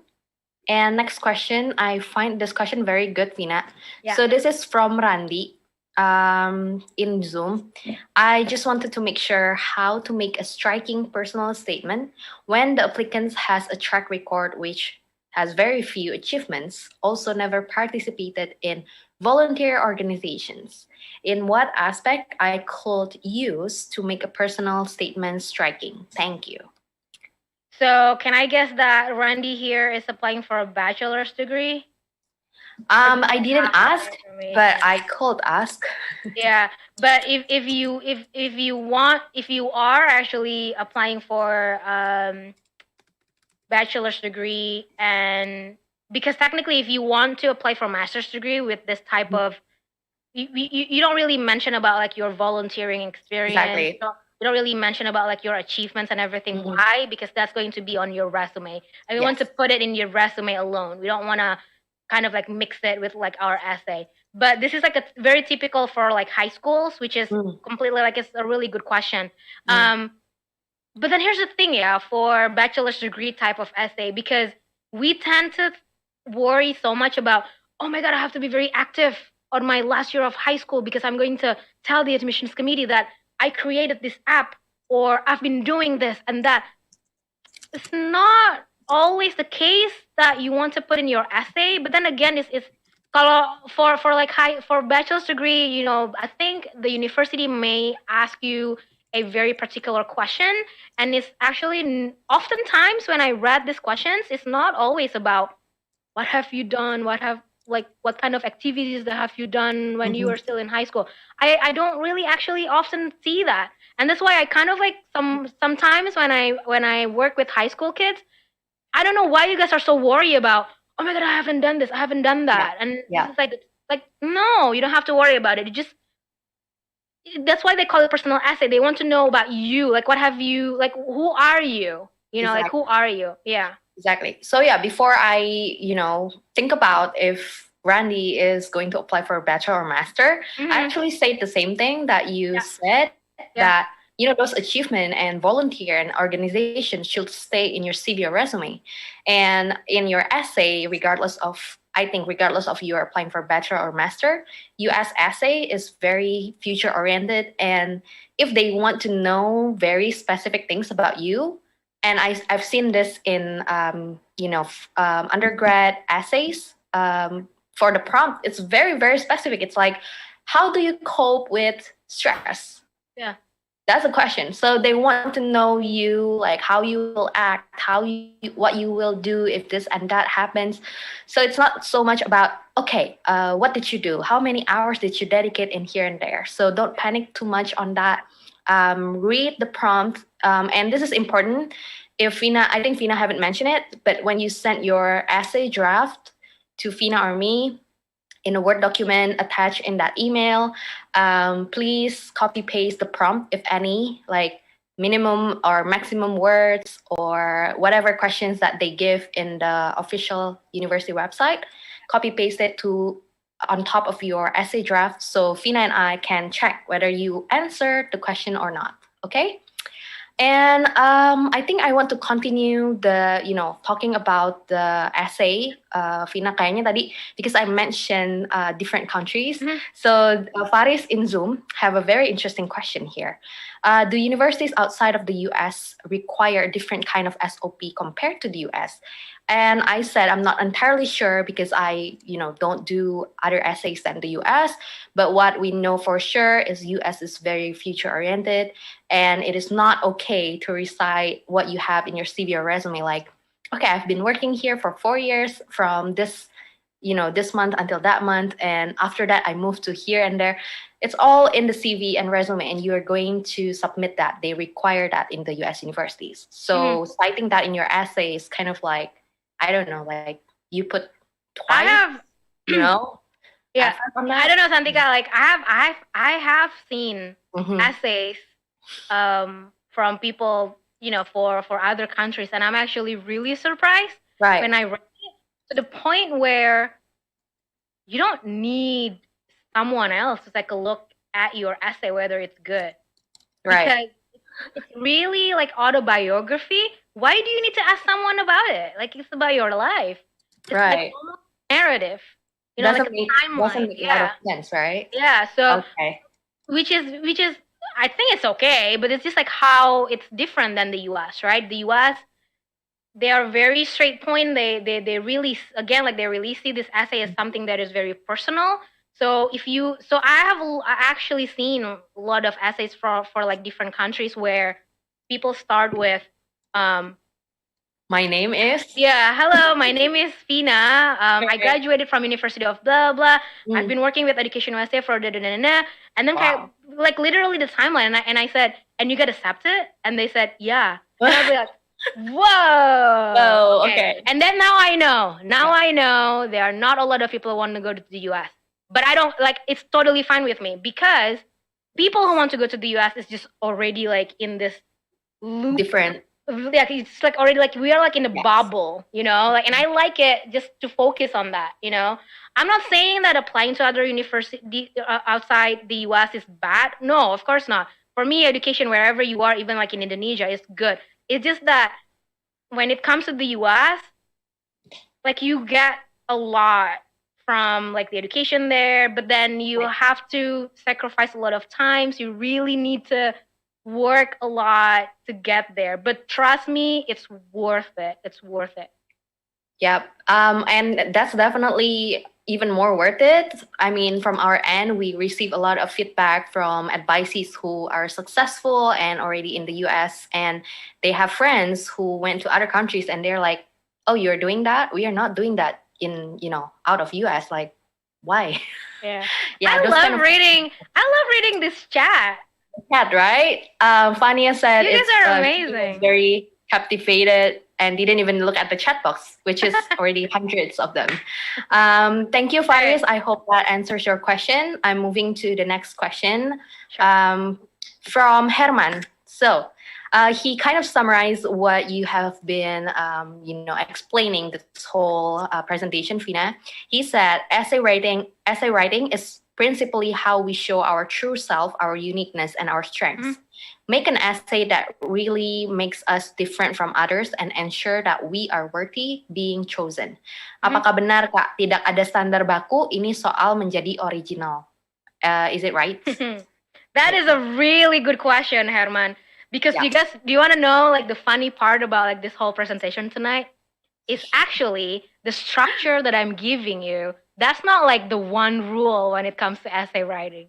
I know you'll be like, what? You scam us. But no, I'm not trying to, like, that's not what I'm trying to say. But no, really, like it's similar to like when you're writing a resume or CV, right? Yeah. At the end, I think at the end of my presentation, I tell people that, you know what, technically there is no like a rule on how to make like resume or CV, but like I showed you like the style. And when it comes to this essay, why I tell you like this particular structure, like, a very strong introduction, like we're giving the readers like a teaser, like a cliffhanger and everything like that, is because I've seen it work almost all the time. So I've been doing this for over 3 years, I think now, because I remember for my first 2 years being in EducationUSA, I still don't feel confident in reading essays. So I tend to kind of like I'm not sure if this is like going to the right direction, but then I like to invite the admissions committee, and then I try to like really learn from them what is it that they're looking for. They're not necessarily like talking about introduction paragraph is this, body paragraph is that. It's all basically just like me learning by doing from you guys, like from you having this like amazing plan and everything. And then I try to think, how is it to make it interesting? So then I think it's in the introduction paragraph, especially when I heard from not one admissions committee, but a lot of them who are saying the same thing, where they said, if the first few part of the essay is not interesting, we don't actually read it, the whole thing. And I'm like actually shocked when I heard that. And I like to ask like the other universities to, hey, do you always like read the whole essay? And then they always say no. They only say, we only stick to the one that we think that is really interesting. And that's what we want to do, right? And that's actually why we actually see a lot of you guys, you're soon, but then that's why I actually see a lot of Indonesians in the past where they successfully get accepted. I'm not saying that essays is like the only aspect that they get accepted, but I would say it actually plays a huge role. So yeah, Herman, to answer your question, definitely nggak ada standar baku. Basically, again, you actually can have like different structure than what I discussed tonight with my presentation, but the whole point is by having those information, although it's like on a different paragraphs in your essay. Agree. And not to mention that the approach can be different too. Like you gave examples, right, Vina? Mau personal atau mau lebih kayak what's your goal? Like what's the issue and everything. Right. So yeah, different approach. Even though there's like a structure, but it's not something that you can just follow kayak, it's like fixed kayak gitu. Even in like CV or resume, like Vina mentioned, we do prefer US template, but the content, that will be different, right? Okay, so we don't really have a lot of questions. And our time is tinggal dikit juga. And here is the next one that I'm going to ask you, Vina.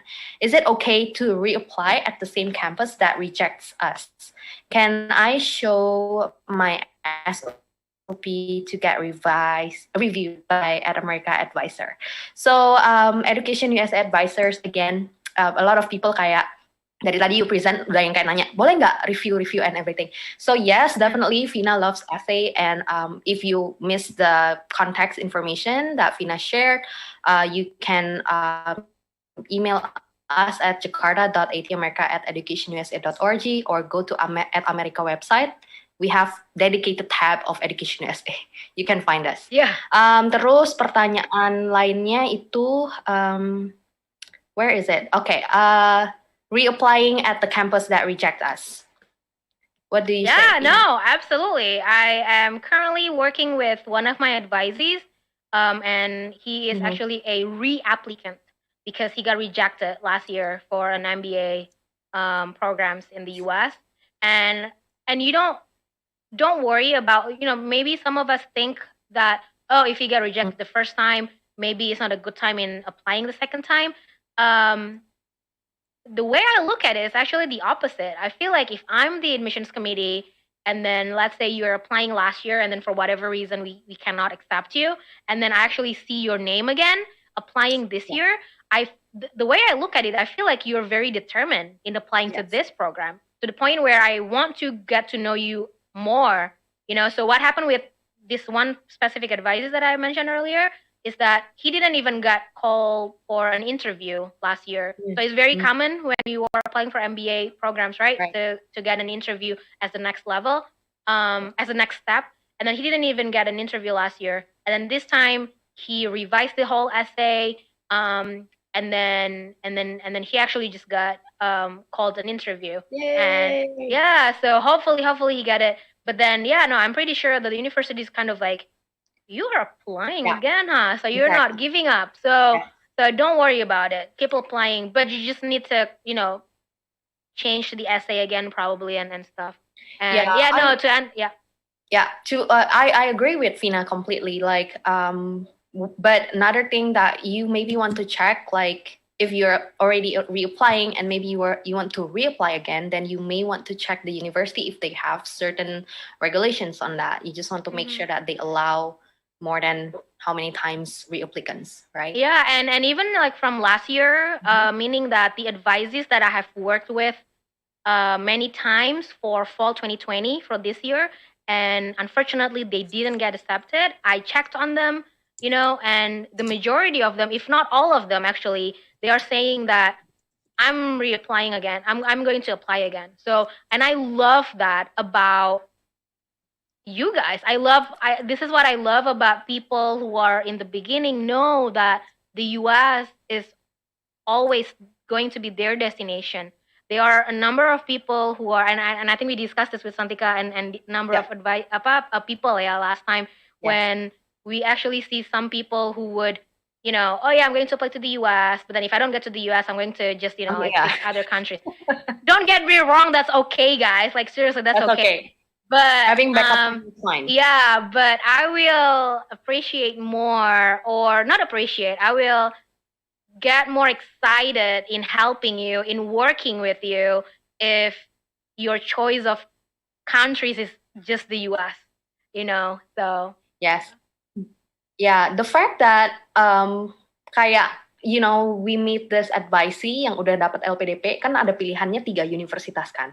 Yeah. So if, I really hope they change it though. I really hope they change it. Yeah. I really do that they give more flexibility in a way kayak maybe they change their mind later kayak oh pengennya US semua and everything like that, right? But if you only choose like one to US and the rest is not to US, which is fine, but can you imagine like the effort that you put, like going back and forth to Vina and me for reviewing just one university, that's one, and then only use it for one university, which is I find it heartbreaking because you put so much effort and heart into it.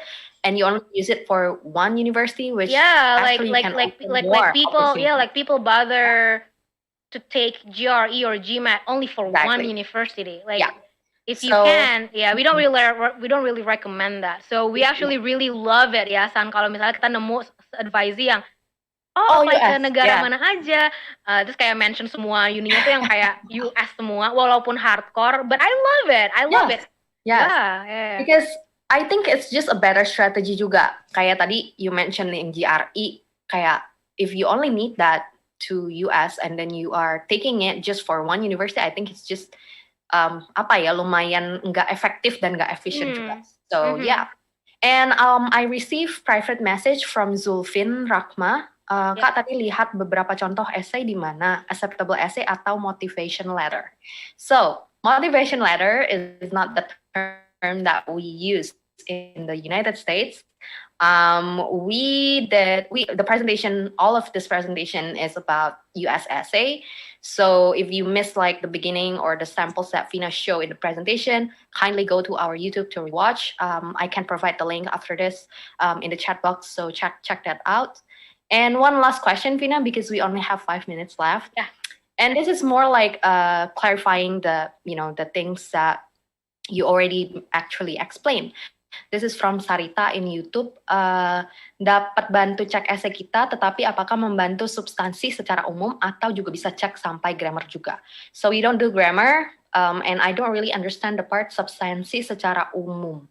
Mungkin maksudnya kayak essay tapi dipakai untuk maybe other purposes. I don't know, like we don't do grammar, we don't do other essay. Then I actually have one advisee.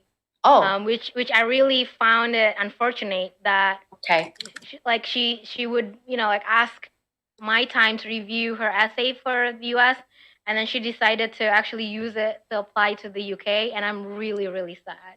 Please don't do that, guys. Please don't do that. Yeah. Please don't do that. And I find it like it's not going to be more effective juga. Like you're coming to us for the US, and our knowledge and input is for you to go to US, and then you are using that to other country. Maybe it's too good for that country. I think put too much effort to agree. I think for like for the university in the UK, like, what is this amazing essay? I'm going to accept this person. This is like a golden type of essay. But please don't do that. Please don't do that. But in the ethical aspect, we just don't think that it's as ethical as and I totally understand, because if you can actually name another institution that would give you this kind of service for free, probably apart from Indonesia Among Global. We love Indonesia Among Global. That's why we always have like program like every year. But apart from that, if you can actually know some other institutions or whatever that give you this kind of service for free, let us know. We would love to free, guys. Not like free. Yeah, I would say this is the only one. Free first session, and then second session you have to pay and everything. No, like free from 0 until 100. Like you're done with everything. Free. Okay. Yeah. Let us know, because we would love to know.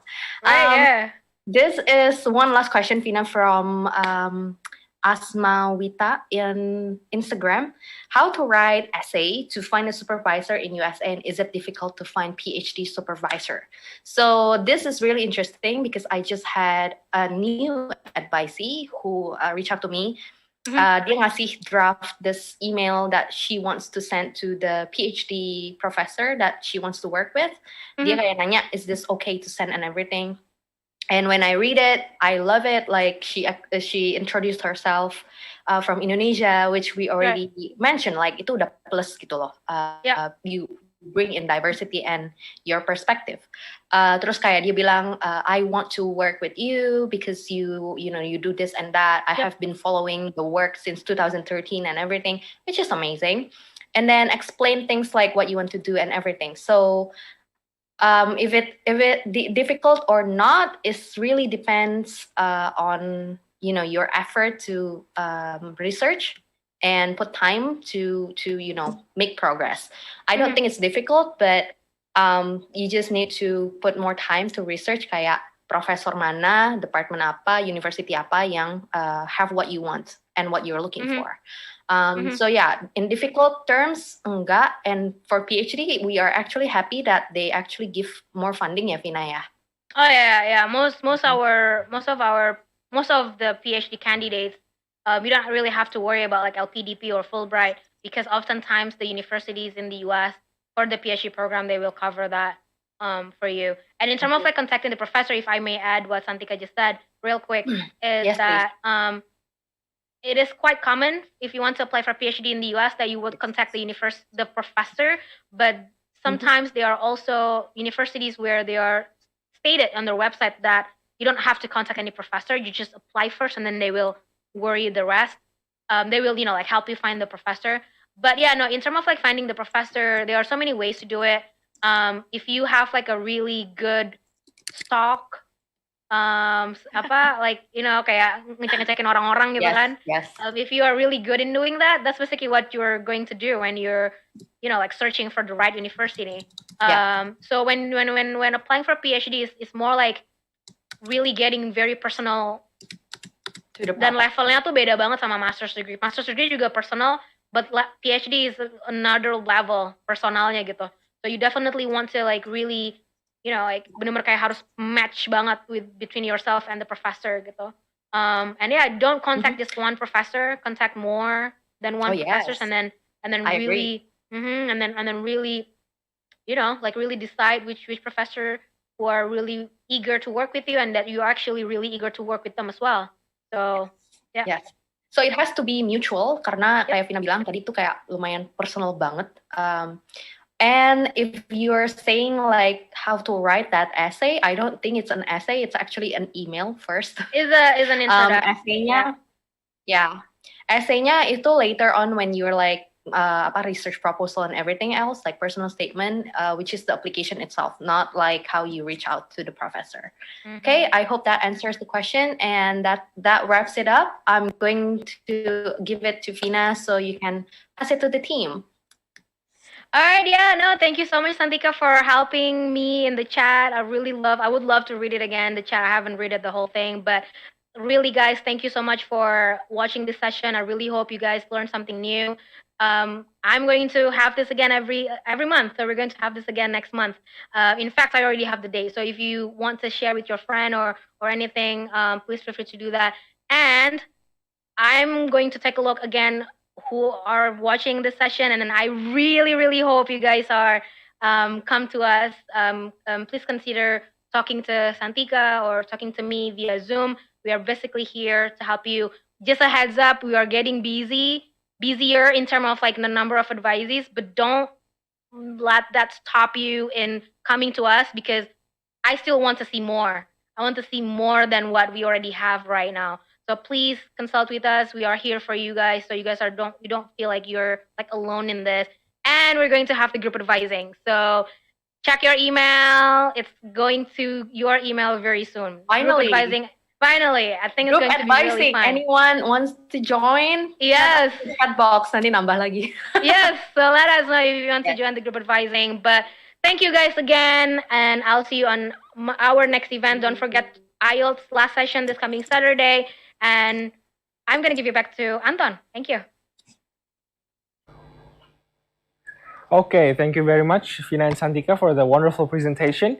And I hope that you guys are now more familiar with writing statement of purpose and or personal essays. Thank you very much for the session. And earlier in the event, I asked you guys an icebreaker question. And the question was, true or false? Harvard offers free courses through the edX platform. And the correct answer is true. There are free courses from Harvard, MIT, and other institutions on the edX platform. And congratulations to our winner for tonight, Rizky Ivanowski from Facebook. Congratulations for getting the answer right. And if you'd like to take a chance on our social media quiz, well, we're going to have more quizzes on our next event, so stay tuned. And now you might be wondering, how can you develop an awesome idea for a place like this? Well, wonder no more. You can come straight to our website at www.atamerica.or.id, click Create an Event, and collaborate with us and submit your proposal there. All proposals will be reviewed, and your event might just end up here very soon. And while you're on our website, don't forget to subscribe to our newsletter to receive information about our upcoming events sent straight to your inbox. Well, it has been fun, folks. This has been How to Write a Statement of Purpose or Personal Essay for U.S. Universities. Thank you everyone for tuning in. Don't forget to subscribe to our YouTube channel and also follow us on social media. America TV event. Goodbye, everybody.